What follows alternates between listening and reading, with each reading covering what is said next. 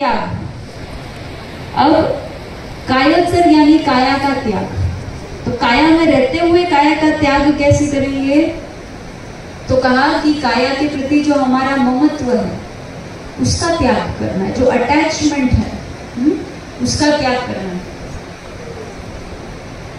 और काया द्वारा जो हम व्यापार कर रहे हैं उसका त्याग करना है, यानी बॉडी मूवमेंट बंद कर देना है, फिजिकल मूवमेंट पूरी तरह से पॉज, पूरी तरह से स्टॉप। तो इसको हम कायोत्सर्ग सरल भाषा में समझ रहे हैं। तो काया का उत्सर्ग, दो शब्द है, काया का उत्सर्ग, उत्सर्ग यानी त्याग, काया यानी शरीर।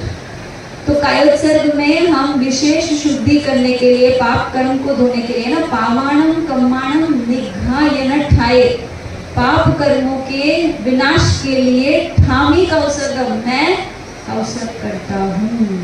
इस प्रकार से आपने तस्वोत्तरी में निर्णय ले लिया। पर कौसर्ग करते हुए ऐसा है कि हमारे शरीर में बहुत सारे हलन चलन होते हैं। हमने सोचा कि हम हलन चलन नहीं करेंगे, पर फिर भी शरीर हिलता है, आंखें घूमती है, अंदर ही अंदर कफ उतरता है ना, सूमे अंग संचालन, सूमे खेल संचालन, सूमे दृष्टि संचालन। तो अनर्थ में तो पूरे 16 प्रकार के आकार ही है, 16 प्रकार की छूट है कि मेरे कौसर्ग भंग न माना जाए।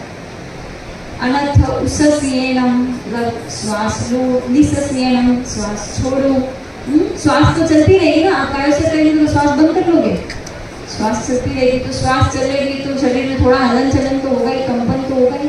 फिर खांसी भी आ सकती है, फिर छींक भी आ सकती है, बगई भी आ सकती है, डकार भी आ सकती है, पाद भी छूट सकता है, हो सकता है, ये सारी चीजें तो हो सकती है।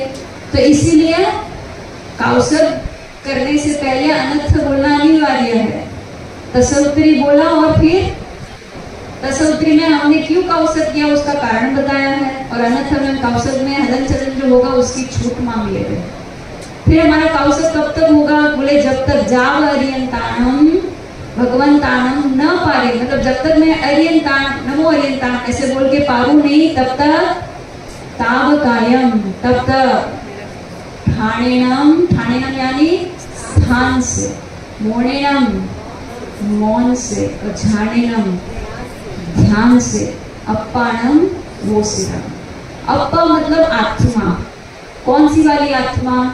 जो मन वचन काया के व्यापार में लगी हुई आत्मा है ना, मेरी आत्मा ही तो विचार कर रही है। विचार कौन कर रहा है? मैं कर रहा हूँ। बोल कौन रहा है? मैं। हलन चलन कौन कर रहा है? मैं। तो वो जो मन वचन काया की व्यापार करने वाली वो जो मेरी आत्मा की अवस्था है, मैं उस आत्मा की अवस्था को वोसिराता हूँ। वोसिराता हूँ यानी छोड़ता हूँ, त्याग करता हूँ। आई बात समझ में? शॉर्ट में आपको समझाने का प्रयास किया है। ऐसे इसको लंबाओ तो कम से कम 10 दिन खाली यही चले। 16 आकार को डिटेल में ले, कौसर्ग के 19 दोष डिटेल में, चैतन्य भाष्य में कौसर्ग के 19 दोष बताए। अभी एक एक वस्तु अगर मैं लेने बैठूंगी तो हम नई चीजें नहीं सीख पाएंगे, इसलिए फिलहाल बेसिक लेवल के लिए इतना शॉर्ट इनफ है। तो कौसर्ग हम कर रहे हैं विशेष कर्मों की शुद्धि के लिए, जो कर्म खाली मिच्छामि दुक्कडम बोलने से नहीं जाने वाले। आपने मिच्छामि दुक्कडम तो बोल दिया, जीविया गौरव्य तस्म मिच्छामि दुक्कडम, पर फिर भी कुछ कर्म ऐसे हैं जो गाढ़ है, जो केवल क्षमा मांगने से नहीं जाने वाले, तो आपको तप करना होगा। तो हम कायोत्सर्ग का तप करें।